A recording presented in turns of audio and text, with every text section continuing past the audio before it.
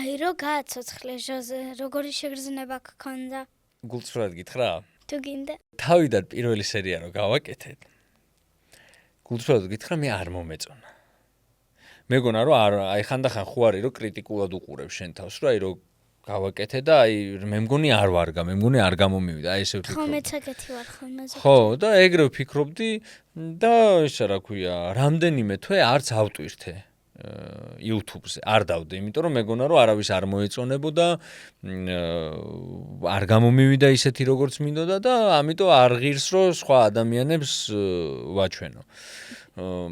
ხო და მე ვიფიქრე რომ მაინც რომ ნახონ, აი დაუშვათ არ გამომივიდა და ცუდი მულტფილმია, მაგრამ მაინც რომ ნახონ რა მოხდება.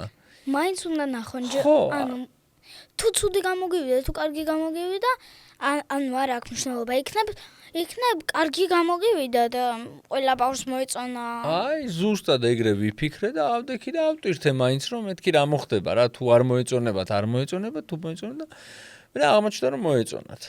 ძალიან გამიხარდა. ყველა ბავშვს თითქმის. იცი რამდენი ნახო გვაქვს ახლა YouTube-ზე? რამდენი? 800 მილიონზე მეტი. მაგდენი ადამიანიც კი არ არსებობს. ღმერთო მიშველე. 800 მილიონი ძალიან ბევრია, ხო.